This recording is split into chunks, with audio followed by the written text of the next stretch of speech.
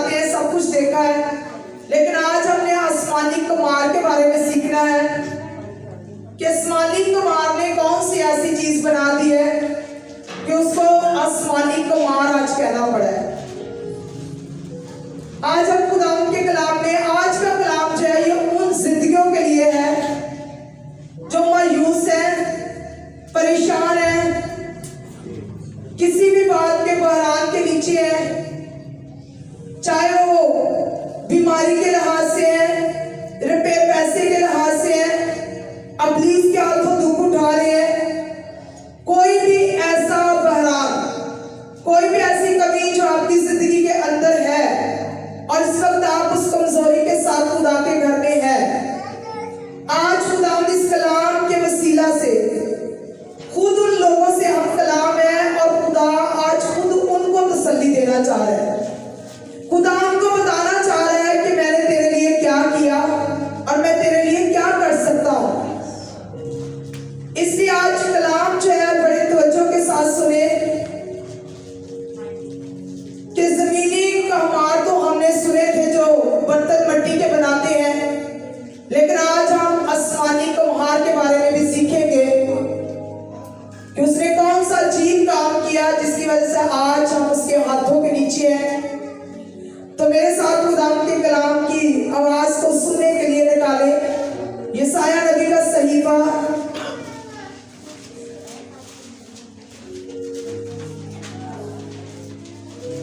उसका 43 बाब। खुदा के कलाम में से यशायाह नबी का सहीफा, उसका 43 बाब, पहली आयत से लेकर 3 आयत तक बड़ी तवज्जो के साथ खुदा के कलाम को सुने। खुदा के कलाम में यशायाह उसका 43 बाब पहली आयत से, अब आइए तो खुदावंद जिसने तुझको पैदा किया और जिसने इस्राएल तुझको यूं फरमाता है, खौफ ना कर क्योंकि मैंने तेरा फिदिया दिया है, मैंने तेरा नाम लेकर तुझे बुलाया है, तू मेरा है। जब तू सैलाब में गुजरेगा तो मैं तेरे साथ हूँगा और जब तू नदियों को अबूर करेगा तो वो तुझे ना डुबोएंगी। जब तू आग पर चलेगा तो तुझे आँच ना लगेगी और शोला तुझे ना जलाएगा, क्योंकि मैं खुदावंद तेरा खुदा इस्राएल का कदूस तेरा नजात देने वाला हूँ। मैंने तेरे लिए पढ़े और सुने जाने पर खुदा की बरकत हो। कितनों को समझ आई? ये कलाम जो है ये खुदा इस्राएल कौम से उस वक्त मुखातब होकर कर रहा था, लेकिन आज ये कलाम मेरे और आपके लिए, उस वक्त ये कलाम जो है ये खुदा ने इस्राएल कौम से किया, लेकिन आज कलाम जो है खुदा मेरे और आपके साथ कर रहा है। और खुदा कह रहा है, कौम इस्राएल से कह रहा है कि मैंने तुझे पैदा किया और मैंने ही तुझको बनाया। पैदा करना और बात है और बनाना जो है वो मुख्तलिफ बात है, दोनों बातों में थोड़ा फर्क है। वो कहता है कि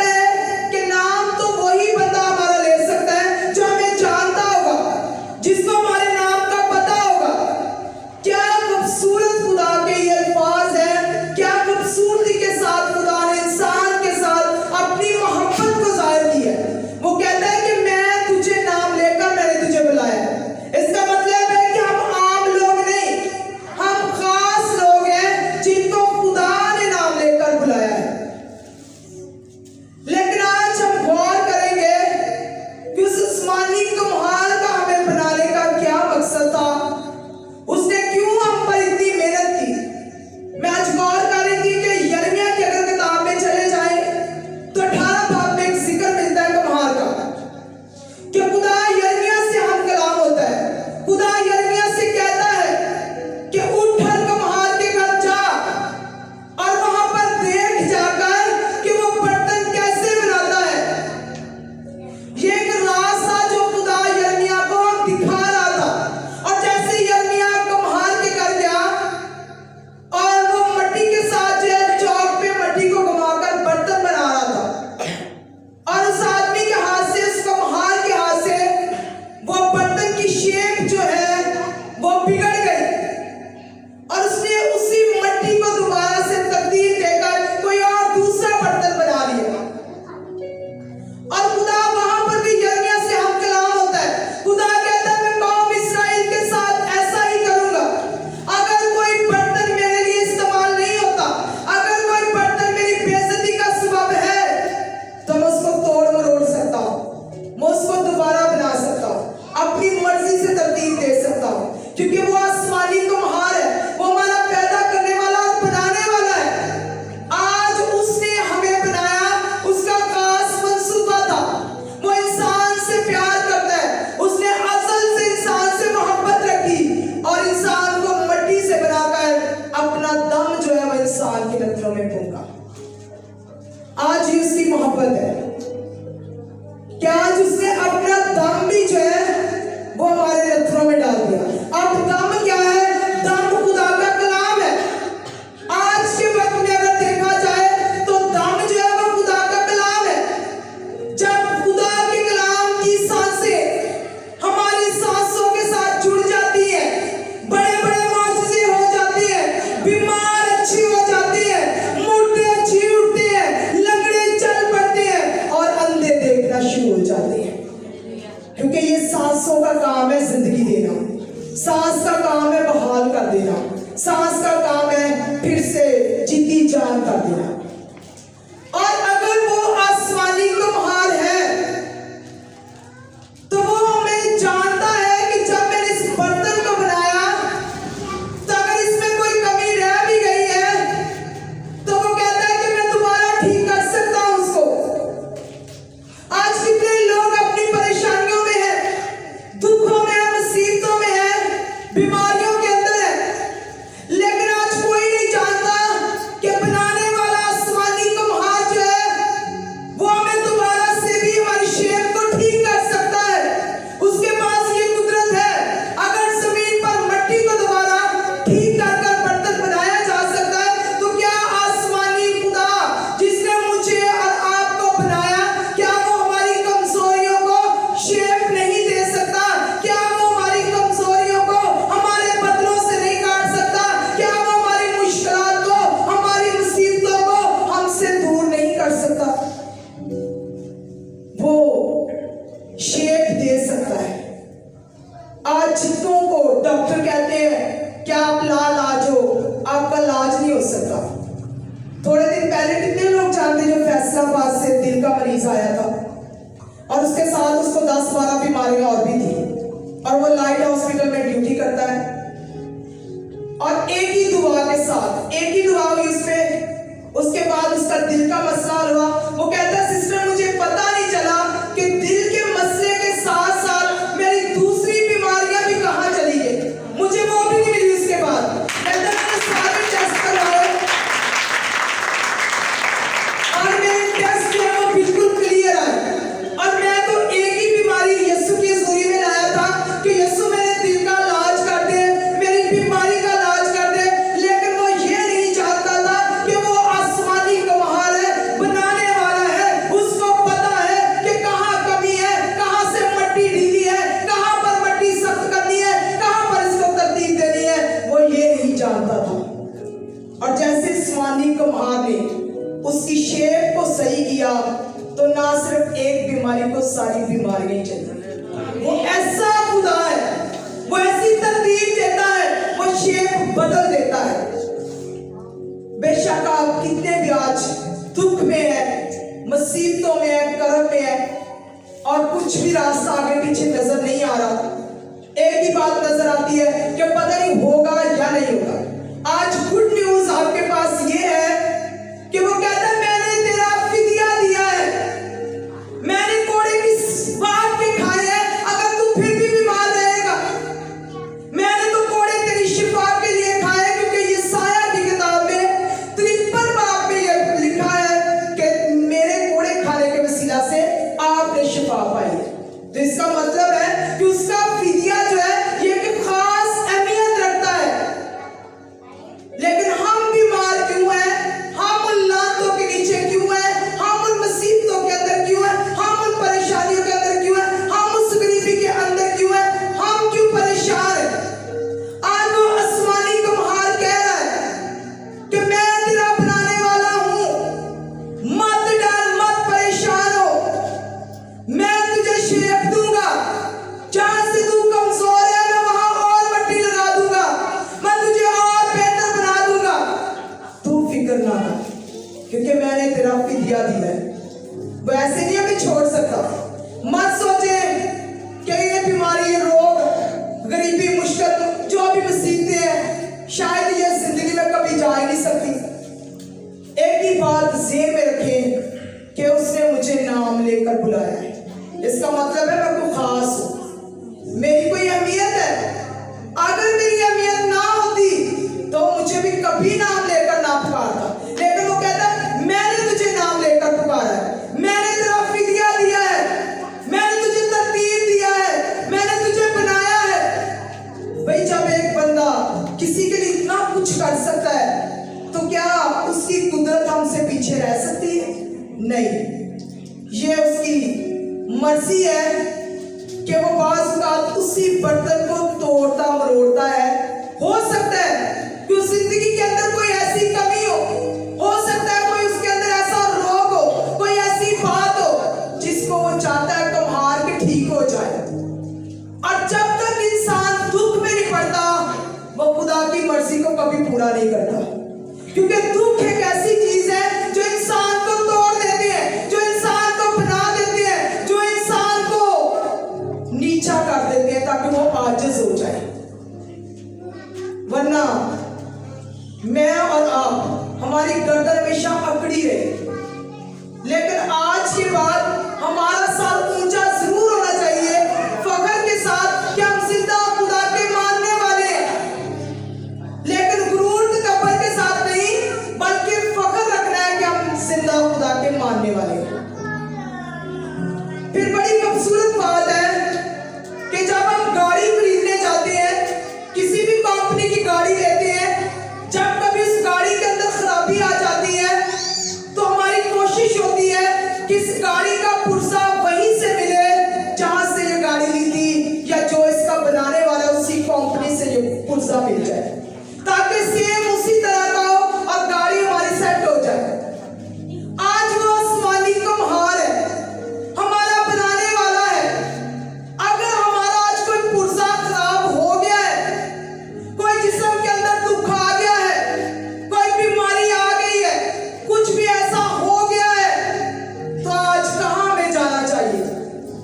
हमें भी उसी आसमानी कमहार के पास जाना चाहिए, क्योंकि बनाने वाला बेहतर जानता है, उसके पास हमारे स्पेयर पार्ट पड़े हुए हैं, उसके पास हमारी जिंदगी का नाम लेकर उसने स्पेयर पार्ट्स बनाए हैं, ताकि अगर कभी भी से दुख आए, अगर इसका कान बंद हो जाता है तो उसके पास कान खोलने की कुदरत है, आंख बंद हो जाती है तो वो ये भी कुदरत रखता है कि आंख खोल दे, क्योंकि उसके पास वो बनाने वाला हमारे अंग अंग को जानता है, वो हमारी हर बात को जानता है।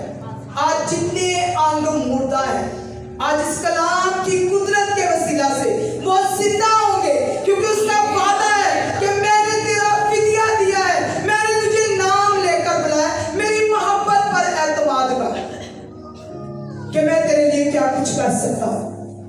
ये जो दुख मुसीबतें हैं ये हमें चाक पर एक तैयारी करवाती है, जैसे मिट्टी का बर्तन चाक पर बनाया जाता है, उसको कमहार बार बार हाथ रख के बिल्कुल बराबर करता है ताकि कहीं से कोई खराबी नजर ना आए। इसी तरह मेरा और आपका खुदा जो है हमें मुश्किलात के चौक पर चढ़ा देता है, ताकि हम अगर कहीं से खराब है तो हम हमारी शेप अच्छी बन जाए, क्योंकि वो उसको पता है कि हमेशा अच्छी शेप वालों को पसंद करेगी। तो खुदा चाहता है कि हमारी जिंदगी जो है उसकी शेप अच्छी हो जाए, वरना ये नहीं कि खुदा हमें छोड़ देता है। खुदा हमें छोड़ता नहीं, ये एक वक्त होता है, एक पीरियड होता है मुश्किलात का। अगर आप खुदा के नाम पर खड़े हैं तो उसका भी वादा है कि मत डर, मैंने तेरा फिदिया दिया है और मैंने ही तुझे नाम लेकर बुलाया और मैं तेरे साथ हूं। इसी तरह खुदा का कलाम आगे कह रहा है, जब तू सलाब में से गुजरेगा तो मैं तेरे साथ हूंगा। ये और ये अजीब बात, और जब तू नदियों को पूर करेगा तो वो तुझे ना डुबोएगी, जब तू आग पर चलेगा तो तुझे आंच ना लगेगी और शोला तुझे ना जलाएगा। इसका मतलब है कि अगर ये दुख मुसीबतें ना होती तो खुदा कभी भी इन खतरनाक रास्तों का जिक्र ना करता। इसका मतलब है कि जिंदगी में सैलाब भी आने हैं, नदियां भी हमने पार करनी है, आग में से भी हमें चलना पड़ेगा, लेकिन उसका वादा है कि अगर तू मेरे साथ चल रहा है, अगर तू जिंदगी अपनी मेरे साथ गुजार रहा है, तो मैं तुझे इन रास्तों में से पार लगा दूंगा, मैं तुझे रहने नहीं दूंगा। बेशक आज सैलाब आ गया जिंदगी में, बेशक आज नदियों में आप डूबे हुए हो, मुश्किलात के अंदर हो, जहां कहीं आप मर्जी पड़े हो, लेकिन खुदा का वादा, वो गुड न्यूज मेरे और आपके साथ है। वो कहता है कि मैंने तुझे नाम लेकर बुलाया, तू सैलाबों में से भी गुजरेगा, नदियों में से भी गुजरेगा, आग में से भी चलेगा तो तुझे कुछ भी नहीं होगा, क्योंकि मैं तेरे साथ हूं। ये वादे इस्राएल कौम के साथ थे, आज ये वादे मेरे और आपके साथ है। अगर हम देखें तो क्या सैलाब में से हम कैसे गुजर सकते हैं? अगर हम खुदा के कलाम में देखें तो मत्ती 13 बाब के अंदर, ये बस सुनते जाए, निकालना नहीं है, मत्ती 13 बाब के अंदर पतरस का जिक्र है। जब यीशु पानी पर चलकर आ रहा था तो पतरस ने देखा कि यीशु आ रहा है, तो उसने कहा कि क्या मैं भी तेरी ओर आ सकता हूं? तो यीशु ने कहा कि तू आजा, तू भी पानी पर चलकर आ। जब तक पतरस पानी पर चलता रहा और खुदा की ओर देखता रहा, वो बिल्कुल सही चल रहा है। जहां पर उसने मुड़कर देखा, परेशान हो गया, डूबने लगा। आज मुड़कर देखने की गुंजाइश नहीं है। वो कहता है मैं तेरे सामने खड़ा हूं, मैंने तेरा फिदिया दिया है, चलता सैलाब भी है, गुजरता जा, एक दिन इस पानी में से मैं तुझे निकालूंगा।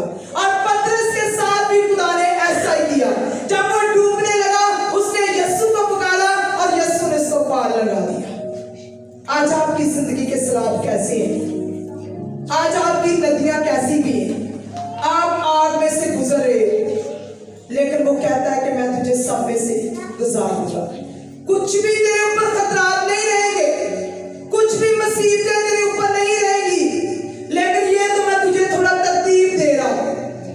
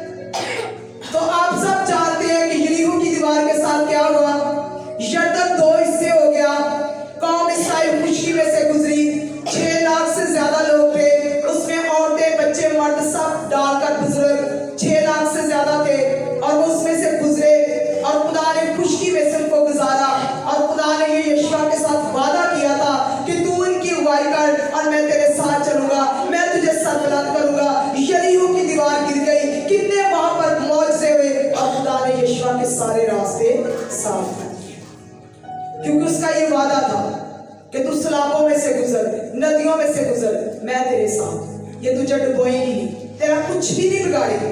इसी तरह अगर हम गौर करें तो यहाँ पर एक और जिक्र भी मिलता है कि अगर तू आग पर चलेगा तो आग तुझे ना जलाएगी, शोले तुझे ना जलाएंगे।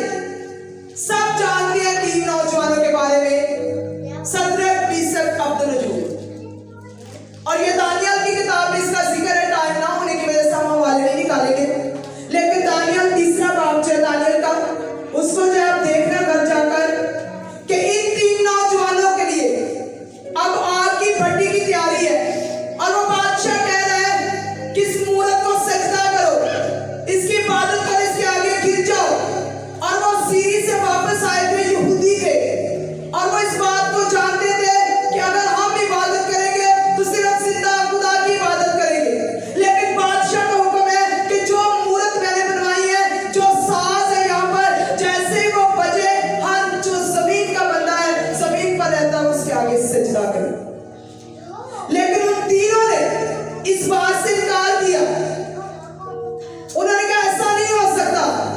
बादशाह ने उन्हें दोबारा चांस दिया। आज इब्लीस हमें बार बार गुनाह का चांस देता है, इब्लीस हमें बार बार उस रास्तों पर लेकर जाता है। इब्लीस हमें ये कहता है कि अगर यहाँ काम नहीं हुआ तो वहां चल पड़, वहां तेरा काम हो जाएगा। यहाँ देर हो गई है तो वहां चल, वहां जल्दी हो जाएगा। इब्लीस कोई भी मौका जाने नहीं देता, वो इंसान को बार बार बरगलाता है, इंसान की राहों को तोड़ता मरोड़ता है कि ताकि इंसान किसी तरीके से मेरे चुंगल में फंस जाए। और यहाँ पर भी बादशाह को दोबारा मौका दे रहा है कि चलो आज ऐसा करके देख लेना। मैं सोच रही थी कि हो सकता है हम में से कोई होता तो हम एक दूसरे का चल कोई गल नहीं, तू निकाल ले सजदा पिछो तो खुदा पता ही तू मेरा ही है। क्योंकि उन बच्चे भी उन्होंने भी देखना है, नौकरी भी देखनी है, अपना खान पीन भी देखना है, दुनिया भी देखनी है, इतने लेने आ तो चल तो करना भी चौधी खैर है। लेकिन यहाँ पर खुदा का कलाम कहता है कि उन तीनों नौजवानों ने दोबारा भी बादशाह की बात नहीं मानी और ना मानने की सजा ये मिली कि बादशाह ने हुक्म दिया कि इनको जलती भट्टी के अंदर डाल दिया जाए और आग भी 7 गुना और बढ़ा दी जाए। डालने वाले झुलस गए, डालने वाले मर गए, डालने वाले खत्म हो गए, लेकिन जिनको डाला गया वो 3 या 4 नजर आने लग गए। हालेलुया। अच्छा, बादशाह ने देखा कि भाई वो नौकरों से कहता डाले कितने थे, वो कहते हमने 3 डाले थे। वो कहता चौथा भी मुझे नजर आ रहा है, जिसकी शक्ल जो लासादा की है, नूरानी है, और वो भी उनके साथ है, और ये तो आग में घूम फिर रहे। और बादशाह दंग रह गया इस बात को देखकर, और उसने कहा, उसने आवाज दी, इज्जत के साथ कहा इनको निकालो बाहर। और जैसे ही वो बाहर आए तो जैसे उनकी पहले उनके साथ बदसलूकी हुई, अब खुदा का कलाम कहता है कि ना तो उनके बालों से कोई बदबू आए, ना उनके बदन से कोई बदबू आए, कि आग ने उनको छुआ तक भी नहीं। और जैसे उनको वहां पर पहले जो है पजीराई नहीं मिली थी, लेकिन जब खुदा छू लेता है, जब खुदा पजीराई दे देता है, जब खुदा इज्जत दे देता है, जब खुदा बदल देता है, तो सब इंसान भी ताबे हो जाते हैं। और वही बादशाह कह रहा है कि जाओ सारी सल्तनत में ऐलान करवा दो कि आज के बाद हर घुटना जो है वो दानियल के खुदा के आगे झुकेगा, उसको सजदा करेगा। क्योंकि दानियल ने, सदरक, मीशक, अब्दुन्नगो ने अपनी दिलेरी से, अपनी वफादारी से ये बता दिया कि हम जिंदा खुदा के मानने वाले हैं। आज अगर आप सलाबों में, अगर आज आप समुद्रों में से गुजर रहे हो, आग में से चल रहे हो, जैसे भी हालात है, एक बात पर गौर करें कि अगर खुदा कहता है कि मैं तेरा फिदिया देने वाला हूं, मैं ही तुझे छुड़ाऊंगा, मैं ही तुझे बचाऊंगा, तो इसका मतलब है कि आज हमारी आग, हमारे समुद्र, हमारी नदियां कोई मानी नहीं रखती। वो कहता मैं सब कुछ कर सकता हूं, लेकिन तुझे ये दुख नहीं दे सकती। दुनिया में रहते हुए अगर आप इन परेशानियों में हैं तो ये भी हमारी तरतीब के लिए आई है। हो सकता है हमारी जिंदगी के अंदर कोई ऐसी कमी है, हो सकता है हमारे घर के अंदर कोई ऐसी कमी है, हो सकता है खुदा किस तरीके से बात नहीं कर रहे, कोई भी ऐसी बात जो हमारी जिंदगी के अंदर है। आज वो कम हार चाह रहा है कि इस बर्तन को मैं जो टेढ़ा मेढ़ा हो गया है इसको सीधा कर। आज ये हमारा सीधा फ्लोर है। परेशान मत हो, गुड न्यूज है, वो आज आम को खास बनाएगा और बड़े काम करेगा आपकी जिंदगी में, जैसे उन्हें सदरक मिशक अब्दुन्नेगो की जिंदगी में किया। आज खुदावंद मेरे और आपके घराने में, मेरी और आपकी जिंदगी के अंदर भी बड़ा काम करेगा, क्योंकि वो हमारा बनाने वाला है। उससे पता है कि आपको कौन सा दुख बदन के अंदर है, वो जानता है मुझे कैसे इसको दूर करना है, मुझे कैसे इसकी जगह नया पुर्जा डालना है, मुझे कैसे इस आंग को बदलना है, मुझे कैसे इस आंग को दोबारा तक करना है। हालेलुया। खुदा आज मुझे और आपके इस कलाम के